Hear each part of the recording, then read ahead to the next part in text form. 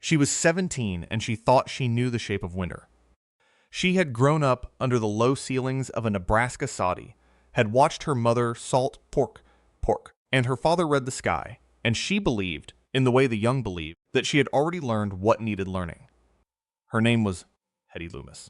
And in the November of 1884, on a Tuesday morning that smelled of iron and coming snow, her stepfather set her satchel on the porch, closed the door behind her, and turned the key in the lock while she was still standing on the boards. He did not shout. He did not explain. He simply did the thing and went back to his coffee, and the sound of that key turning was the last conversation between them she would ever remember with any clarity. She stood on the porch for a long moment. The wind had a shape to it that morning, a low, steady push out of the northwest that carried the smell of the plains and something colder behind it.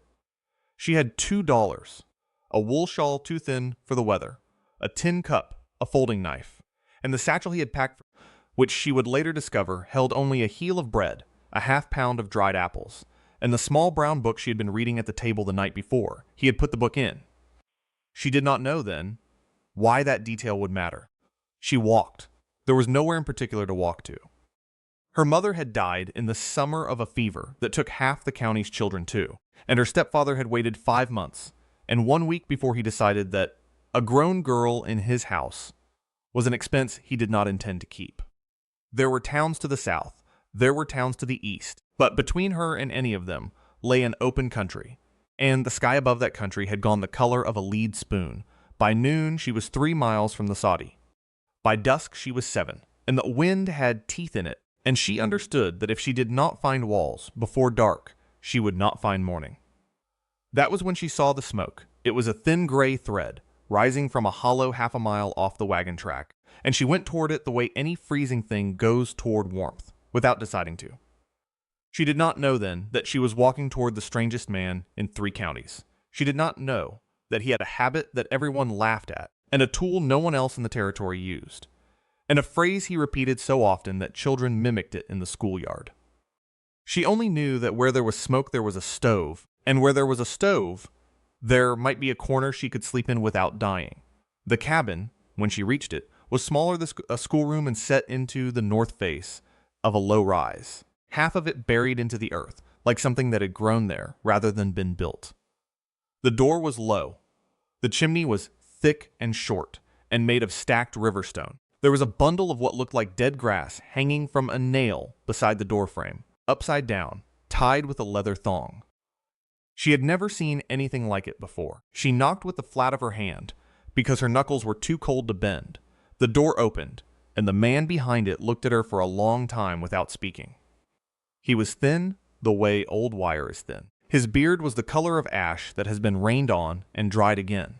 He had a leather cord around his neck with a small piece of bone on it, and he held in his left hand a short curved iron rod she could not name. A thing that was not a poke, not a hook, not a chisel, though it had elements of all 3.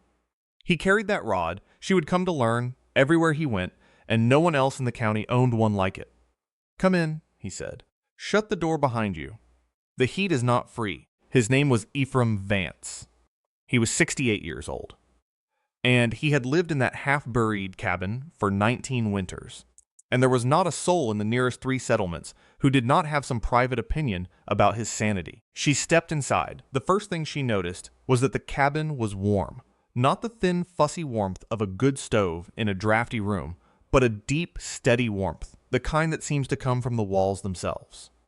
The second thing she noticed was that there was almost no furniture: a rope bed, a stool, a low table, a shelf of jars, a stove made of what looked like a cut-down railway boiler set into a bed of packed clay. The third thing she noticed was that the walls were not made of logs. They were made, so far as she could tell, of stacked sod, river stone, and something else. A pale, fibrous packing between the stones, like the inside of a bird's nest, but denser. She did not know what it was. She would not know for another 6 weeks. "Sit," he said. "Do not talk yet. Talk cost air, and I like my air." She sat. He gave her a tin cup of something hot that tasted of roasted grain and 1 small dried plum, and he watched her drink it, and when she was done, he took the cup back and set it aside and said, "Your stepfather is a fool. Do not marry a man like your stepfather." She almost laughed. Instead, she started to cry, quietly, the way a person cries when they have been holding it for hours and can finally put it down. He did not comfort her. He did not look away. He simply waited until she was done, and then he said the phrase he would repeat, in one form or another, every day of the 7 weeks she lived under his roof. "The cold is not the enemy," he said. "The cold is only the messenger. What kills you is the thing you did not do in September." She did not understand him. She thought he was speaking in the way old men speak when they want to seem the way wiser than they are.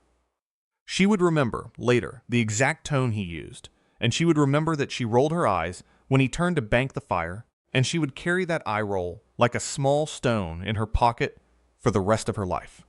The next morning, before the sun was fully up, he woke her by tapping the iron rod against the leg of the stool. "You are not a guest," he said. "You are a boarder. Boarders work. Get up." He took her outside. The sky had gone from lid to slate, and the wind had settled into that low, steady push again, and he walked her around the cabin twice without speaking. And then he stopped at the north side and pointed at the ground. "Dig here," he said. 1 foot down, 6 feet along. Do not go wider than 1 foot. When you strike the pipe, stop and come get me." "The pipe?" she said. "You will know it when you strike it," he said. Dig. She dug. The ground was not yet frozen hard, but it was cold enough that the shovel rang against it, and by the time she had gone a foot down, she had blisters rising on the pads of both hands. She struck something that was not soil about 4 feet along, a length of hollow clay tile, laid on a slight angle, running away from the cabin toward what she would later learn was a deep pit filled with river stones and sand. She did not understand what it was for. She came and got him. "Good," he said. He looked at her hands. He did not soften. "You will grow the skin for it. Cover it back up. Pack the soil hard on top. Do not leave an air gap." "What is it for?" she said. "You are asking the wrong question," he said. "The right question is what happens if it is not there, and I am not going to tell you. You will find out, or you will not." She thought then that he was cruel in the small, unbending way that certain old men are cruel. She would learn, later, that he was not being cruel. He was being exact. He had watched 3 winters kill people who had been told what to do and had done it without understanding why, and he had decided, somewhere in his private accounting of the world, that a lesson unearned was a lesson unlearned. She packed the soil back. She packed it hard. And she did not, then, know that the clay tile beneath her boots was the reason his cabin held heat the way it did. That it drew cold air from a shaded stone bed, warmed it slightly against the earth's own steady temperature, and fed it into the base of his stove, so that the fire pulled a slow, steady draft, even in a dead calm, and burned twice as clean, and used half the wood any other stove in the county would have used for the same warmth. She did not know that this was called a draft channel, and that Ephraim had learned it from a Cornish miner, who had learned it from his father, and that no one else in Nebraska used one. She only knew that she had dug a trench and covered it up, and her hands hurt. That was the first lesson. There would be many by the end of the first week. She had learned to split kindling to a specific thinness he insisted on, and to stack it in a specific pattern he insisted on, and to sweep the ash from the stove into a specific tin bucket he kept beside the door. She did not know why the ash mattered. She had grown up watching her mother throw ash on the garden in spring or scatter it on the ice on the porch step, and she assumed that was what he meant to do with it. She was wrong. By the end of the second week, she had learned to card and pack the pale fibrous material that filled the walls. It was cattail down, mixed with the dry chaff from last year's oats, mixed with a small measure of the ash from the tin bucket. He would not tell her why the ash was in it. He only said, "The mice do not like it, and the damp does not like it. And that is enough for you to know for now." She thought, that week, that she was living with a lunatic who had built himself a nest out of grass and stones and refused to explain any of it. She wrote a letter to a cousin in Grand Island she was not sure was still alive, describing him in unkind terms, and she read the letter over and then put it in the stove, because she had no stamp and no way to send it. And because, even as she wrote it, she suspected she was being unfair. By the end of the third week, she had begun to notice things. She noticed that his cabin, which had no visible source of ventilation, never smelled of smoke or of the closeness that other cabins smelled of in November. She noticed that the stove, which he fed only twice a day, burned steadily through the night and was still warm at dawn. She noticed that the shelf of jars along the north wall never froze, even when the water in her tin cup by the bed grew a skin of ice by morning. She noticed that when the wind changed direction, he would go outside and turn a small wooden vane on the roof, and the draft in the stove would change with it, and the fire would settle again into its long, slow burn. She did not ask him what any of it meant. She had learned by then that he would not tell her, and that asking made him quieter rather than louder. So she watched, and she began, without meaning to imitate him. She turned the vane on the roof when the wind shifted. She swept the ash into the tin bucket without being told. She checked the packing of the north wall for settling and pressed more chaff into any gap she found. He noticed.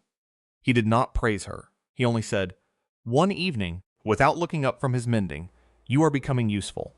Do not become proud of it." That was the closest thing to kindness she would receive from him. In the 4th week, they went to town. The town was called Bell Creek, and it was 7 miles south, and it consisted of a general store, a smithy, a Methodist church that doubled as a schoolhouse, and 11 houses scattered along a wagon road that turned to a river of mud whenever it rained. Ephraim went in once a month for the things he could not make or grow: coffee, salt, powder, thread, the occasional length of iron rod he would work into some tool that no one else understood. She went with him because he had said, plainly, "You are old enough to be looked at, and I am old enough to be laughed at, and it is time you saw how the second one goes." She saw. They stood outside the general store, while Ephraim tied the mule, and a man named Harlan Pike, who owned the smithy, came out onto the boardwalk and looked at them and said, loud enough for the men at the store's front window to hear, "Ephraim, I see you have found yourself a helper. Does she also believe the wind speaks Cornish?" There was laughter. Not cruel laughter, exactly. The casual laughter of men who have made the same joke so many times has worn smooth. Ephraim did not answer. He only nodded, as if Pike had commented on the weather, and went inside. But it was not Pike's line that Hettie would remember. It was her own. Because, as she followed Ephraim into the store, a boy her own age, a boy named Corliss Denton, who had been in her Sunday school class 2 years earlier, when her mother was still alive and the world had a shape she recognized, this boy stepped out of the crowd at the front window and grinned at her, head at her, and said, "Are you living with the hermit now? Does he make you eat grass?" And she, because she was 17, and because she had been cold and tired and confused for 4 weeks, and because she wanted, in that moment, to belong to the warm, laughing world on the boardwalk, more than she wanted to belong to the strange, half-buried cabin she had come from, she laughed and she said, "He tried. I told him I would rather eat the mule."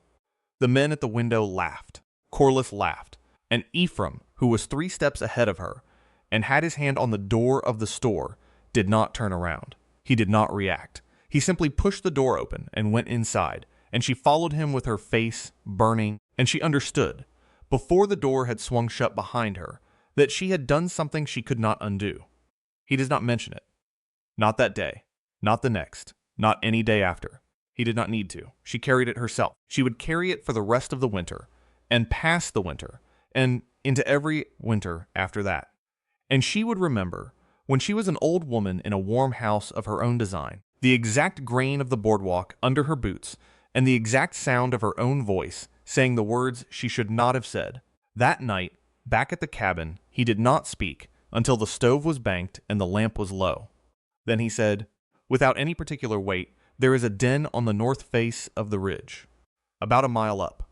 An old sow used it 2 winters ago, and then she left it and did not come back. I want you to walk up there tomorrow and look at it and tell me what you see." "A bear den?" she said. "An old bear den," he said. "The bear is gone. She will not be back. But the den is still there, and the den knows things about the shape of a hill that a man who builds a cabin ought to know. Go and look. Do not go inside. Just look. Tell me tomorrow what you saw." She did not understand then why he was sending her. She thought, uncharitably, that he was punishing her for the boardwalk. She would learn, later, that he was not. He was doing what he had been doing since the morning she arrived. He was teaching her a thing without telling her it was a lesson, and he was trusting the winter to make the lesson stick. She went the next morning. The ridge was a low, bald spine of ground about 1.25 miles north of the cabin, and the north face of it was scrubby with wind-bent cedar and the dry stalks of last year's grass. She found the den after an hour of looking. It was set into the base of the slope, half hidden by a fall of stone and a curtain of dead vines, and its mouth was not the black, gaping thing she had imagined a bear den would be. It was a low oval opening, no wider than her shoulders, angled downward and to the east, so that the wind out of the northwest passed over it rather than into it. She crouched at the mouth. She did not go inside. She saw in the dim light that the tunnel went back about 6 feet and then widened into a small chamber, and that the chamber was dry, and that the floor of it was carpeted with old leaves and grass that the sow had dragged in and packed down 2 winters ago and never come back to claim. She saw that a small trickle of water had worn a groove along one side of the tunnel, running out and away from the chamber, so that the chamber itself stayed dry, even when the ground above it was wet. She saw that the roots of a large cedar had grown down through the top of the chamber and formed a rough natural lattice, and that the earth between those roots had settled around them and become something almost like a woven ceiling. She sat there for a long time and looked at it. And she began, without meaning to see it the way Ephraim would have seen it. The mouth was small, because a small mouth loses less heat. The angle was downward because cold air falls and warm air rises, and a downward angled entrance traps the warmer air in the chamber. The floor was above the level of the entrance, because the animal that had built it understood, without being told, that heat rises and cold pools. The drainage ditch was on the low side, because the animal understood water.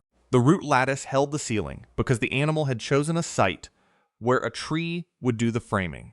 She had spent 4 weeks watching Ephraim do all of these same things, in different forms, at the cabin. She had dug the draft channel that was the human equivalent of the drainage groove. She had packed the walls with the human equivalent of the leaf carpet. She had turned the vane on the roof that did the same job as the angled mouth. She had lived for 4 weeks inside a cabin that had been designed by a man who had learned from bears and miners and Shoshone winter camps and a Cornish father, and she had not, until that moment on the ridge, understood what she was looking at. She went back down to the cabin and told him what she had seen. He listened without interrupting. When she was done, he nodded once and said, "Good. Now you know what a house is supposed to do. Most houses do not do it. Most houses are built by men who have never watched an animal try to stay warm." She wanted, then, to apologize for the boardwalk. She opened her mouth to do it. He raised the iron rod, very slightly, and shook his head and said, "Not yet. You have not earned the apology yet. Do the work. The apology will make itself when it is ready." She did not know what he meant. She would the next 3 weeks were the coldest of her life, so far. The first hard frost came on the 18th of November and did not lift. The ground turned to iron. The creek beyond the cabin froze in a night, and the wind that came out of the northwest carried a fine dry snow that did not fall so much as travel horizontally, hissing against the walls of the cabin and packing into the lee of every stone and stump. Ephraim worked harder in those weeks than he had in the 4 before. He had her card more chaff and packed it into every gap she could find in the walls. He had her carry stones from the creek bed, before the creek froze solid, and stack them along the north wall of the cabin on the outside, a foot thick and 4 feet high, and pack the gaps between them with more chaff and sod. He had her cut a second small door into the porch, an outer door, so that when a person came in from the cold, there was a small trapped space of air between the outer and inner doors, an airlock, though he did not use that word. The air between 2 doors is worth more than the wood in either of them, he said. Remember that. She remembered it. On the 3rd of December, he did not wake her at his usual hour. She rose to find him sitting on the stool by the stove with the iron rod across his knees, and she saw, before he said anything, that his face had gone the color of old paper. "I have a pain," he said, "in my chest. I have had it before. It has always gone. It may not go this time. You will listen to me now, and you will not argue." She sat down. "There is a storm coming," he said. 2 days out, maybe 3. It will be the worst one I have seen since 1866. I know because I have been reading it for a week. The birds went south early. The mice have moved up. The frost line is deeper than it should be. The wind has been wrong for 4 days. "How do you know how deep the frost line is?" she said. "Because I checked it," he said. "You did not notice. I check it every morning. That is not the point. The point is this. If the pain does not lift by tonight, I am going to walk to town in the morning. I am going to see the doctor there. He is not a good doctor, but he is the only doctor. If I come back, I will come back. If I do not come back, you will do exactly what I tell you now. You will listen. She listened. He told her then the shape of the storm as he understood it. He told her what the cabin would do. He told her where the food was and how to ration it exactly as a pyramid is supposed to, and how to feed the stove so that it burned through the night without needing to be woken. He told her about the vane on the roof and how to turn it in the specific wind that would come, which would not be out of the northwest, but out of the north, straight down, and which would try to push smoke back into the chimney if the vane was not set correctly. And then he said, "There is one more thing. Listen carefully. Do not interrupt." She did not interrupt. "If the cabin fails," he said, "and it might, because no cabin is certain, and this storm may be worse than I am reading. If the cabin fails, you will not stay in it. You will not try to fix it. You will take the wool blanket from the bed, and the tin of matches from the shelf, and the small oil lamp, and the folding knife, and you will walk 1 mile north to the ridge. You will find the den you looked at. You will crawl into it. You will pull the wool blanket in behind you and stuff it into the mouth of the den to close it. You will light the lamp and set it in the corner where the drainage groove runs. You will sleep. The den will hold you until the storm passes. The bear built it right. Do you understand me?" "Yes," she said. "Say it back," he said. She said it back. He nodded. He closed his eyes for a long moment. He opened them. "Now bank the fire," he said. "And do not speak to me for an hour. I need to think." He walked to town in the morning. The pain had not lifted. She watched him go from the porch, the iron rod in his hand, his coat too thin for the wind, his shoulders more stooped than she remembered them being the day before. She did not know then that she was watching him for the last time. She suspected. She did not know. He did not come back that night. He did not come back the next day. On the morning of the third day, the sky went the color of a bruise, and the wind swung around from northwest to due north. And she understood, without needing to be told, that the storm he had read was here. She was alone. She banked the stove the way he had shown her. She turned the vane on the roof to the setting he had described. She checked the packing of the north wall one more time and pressed more chaff into a small gap she found near the base, and closed both doors and sat down on the stool by the stove and listened. The storm came in the way he had said it would. The wind did not howl. It hissed. A steady, low, endless hiss that did not rise and did not fall. And after the first hour of it, she understood that she was hearing not the wind itself, but the snow moving across the ground, a river of it, running horizontal past the cabin at the speed of a fast horse. The temperature inside the cabin did not drop. The stove burned steadily. The vane on the roof creaked once and settled and did not creak again. She thought that first evening that she would be fine. She was wrong. On the second night of the storm, sometime after midnight, she heard a sound from the north wall she had not heard before, a low, slow, grinding shift. She got up. She held the lamp close to the wall. She saw, in the yellow light, that a hairline crack had opened in the packed sod between two of the stones, and that a fine trickle of snow was pushing through it, and that the crack was widening as she watched.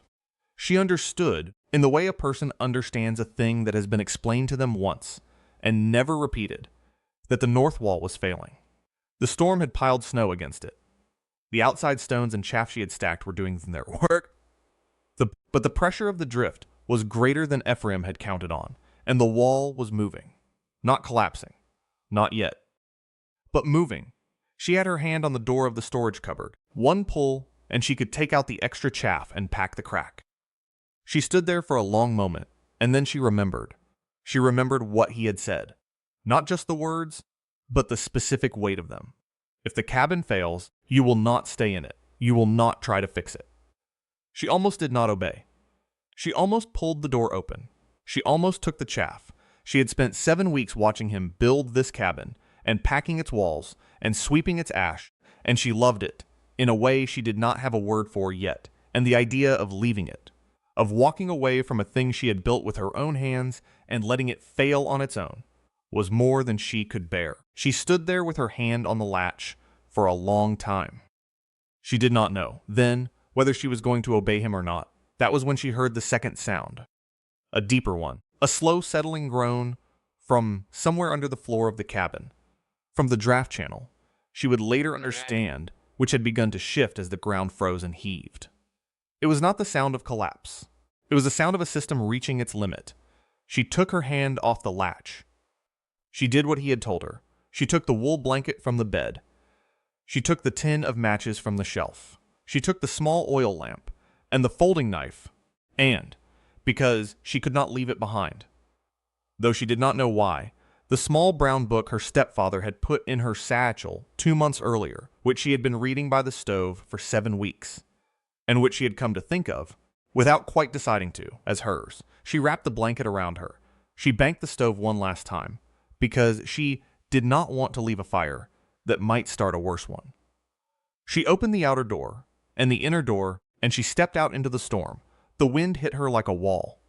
She had not been outside in 2 days, and she had forgotten what it was to have a wind push against a person's whole body at once. She turned north. She could not see the ridge. She could barely see the ground. But she had walked the mile to the den 3 times in daylight, and she had walked it once in dusk, and her feet remembered the shape of the ground even when her eyes did not. She walked. She walked for what felt like an hour, and was probably 20 minutes. She fell twice. She stood up both times. She thought, at one point, that she had walked past the ridge and was going out into open country and would die in a drift within the hour. And then her hand, reaching out for balance, found the rough bark of the cedar that grew above the den, and she understood that she had arrived. She dropped to her knees. She found the mouth of the den with her hands. It was choked with a small drift of snow. She dug it clear with her forearms. She pushed the blanket and the lamp and the tin and the book into the tunnel ahead of her. She crawled in after them, and she pulled the mouth of the blanket in behind her, as he had told her. And she stuffed it into the opening with her boots, packing it tight until the wind stopped hissing past her face. Silence, not full silence. Above her, through the earth and the root lattice, she could hear the storm still moving, a dull far-off sound like a train passing on a track a mile away. But inside the den, the wind was gone, and the air, which had been cold enough outside to freeze her breath on her lashes, was inside, only cold. Cold but still. And still cold was a thing a person could survive. She lit the lamp. The chamber came alive in yellow light. It was smaller than she remembered from her one look at it in November, or perhaps she was larger in it, curled the way she was on her side, with her knees drawn up. The leaves the old sow had packed down 2 winters ago were still there, dry and layered a foot thick, and she pressed herself into them and felt them give and settle around her like a second blanket. She set the lamp in the corner where the drainage groove ran, as he had told her to. The small heat of the flame did not warm the chamber exactly, but it changed something in the air, and she felt her body, which had been rigid with cold for the length of her walk, begin, slowly, to unlock. She did not sleep that first night in the den. She lay in the yellow light and listened to the storm move above her. And she thought about Ephraim, and about her stepfather, and about her mother, and about the boardwalk at Bell Creek, and the words she had said there, and she understood at some point in that long dark hour that she was not going to die. Not tonight, not in this storm. Because a man she had laughed at, in a moment she would not get to unlaw, had taken the trouble to teach her the shape of a bear's den on a hillside a mile from his cabin, and had told her, 3 days before he walked into town and did not come back, exactly what to do if the walls he had built with his own hands finally gave out. She opened the small brown book. She did not read it. She only held it, inside the front cover, in a hand she had not seen before. In pencil so faint she had to hold it to the lamp to see. There was an inscription. To my daughter, who reads by every fire she finds. E.V. She looked at it for a long time. She understood then why her stepfather had packed the book.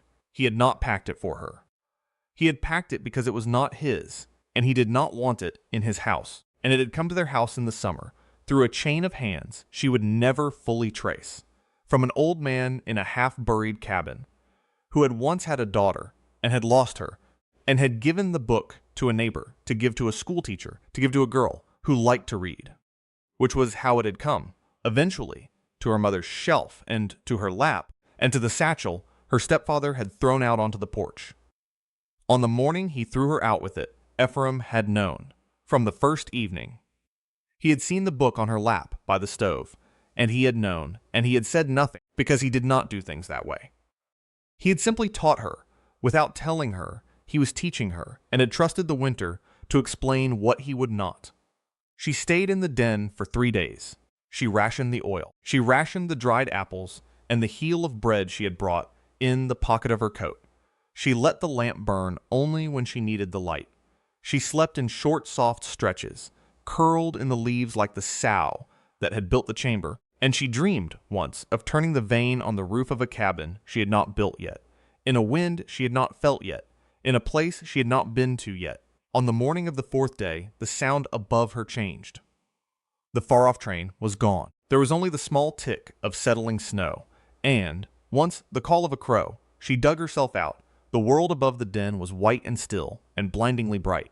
The cabin, when she found it, for it took her a long time to find it, the whole landscape rearranged into a country of drifts, was half buried. The north wall had held after all, though it had bulged inward by a hand's width, and would need to be rebuilt in the spring. The roof was intact. The chimney was clear. The vane on top had turned at some point in the storm, from due north to northeast, and had held there, and the stove inside. She went in through the outer door and the inner door, and stood in the warm quiet of a room that had waited for her. Was still faintly warm at the base, 3 days after she had banked it, because he had built it to hold a bank of coals for exactly that long. Ephraim did not come back. She learned. She learned, when a wagon finally made its way out from Bell Creek in the 2nd week of December, that he had reached the town and had seen the doctor, and had died in the doctor's parlor, on the 2nd morning of the storm, quietly, in a chair, with the iron rod across his knees. The doctor had not known what to do with the rod. He had set it in the corner. Someone, she never learned who, had thought to bring it out to the cabin, along with the news, and it was leaning against the porch post when the wagon left, and she took it inside and set it on the low table by the stove, where he had always kept it. She stayed in the cabin through the rest of that winter, and through the spring, and through the summer that followed. She rebuilt the north wall. She dug a second drainage groove on the west side because she had begun to notice the way the wind moved in July, and she suspected, without being able to name yet why she suspected it, that the west side would need it. She packed the new wall with cattail down, an oat chaff, and a small measure of ash from the tin bucket, and by the time she was done, she understood, without anyone telling her, why the ash was in the mixture. The mice did not like it, and the damp did not like it. And that was enough. In the fall of 1885, on a Tuesday morning that smelled of iron and coming snow, she walked into Bell Creek for coffee and salt and powder, and Harlan Pike came out onto the boardwalk of the smithy and looked at her, and did not, for once, make a joke. And Corliss Denton, who was a year older now and a little quieter, stepped down off the store porch and took his hat off and said, "Hettie, I heard about Mr. Vance. I am sorry, and I am sorry for what I said last November. I have thought about it a good deal since." She looked at him. She thought about the iron rod on the low table, and the vane on the roof, and the leaves in the den, and the inscription in the front of the book. She said, "Thank you, Corliss. Come out to the cabin sometime. I will show you a thing about how a wall is supposed to breathe." And then she went into the store. She did not go back to her stepfather's soddy. She never saw him again. She lived in the half-buried cabin on the north face of the low-rise for 41 more winters, and she rebuilt it twice in that time, and she taught what she knew to 2 nephews, and 1 niece, and a boy who came out from Omaha in 1903, and stayed until he had learned enough to build his own. And she did not, in all those years, use the word teacher for herself, because Ephraim had never used it for himself either. On the last winter of her life, in the January of 1927, she sat by the stove in the cabin she had rebuilt for the 3rd time, and she took the small brown book down from the and she opened it to the inscription in the front. And she read it once, and closed the book, and set it back on the shelf. She said aloud, to no one, "The cold is not the enemy. The cold is only the messenger." And she nodded, once, the way a person nods when a thing they have been carrying for 42 years finally sets itself down. Wisdom does not always arrive in time to be thanked, but it arrives. If this story stays with you, the next one is already waiting by the fire.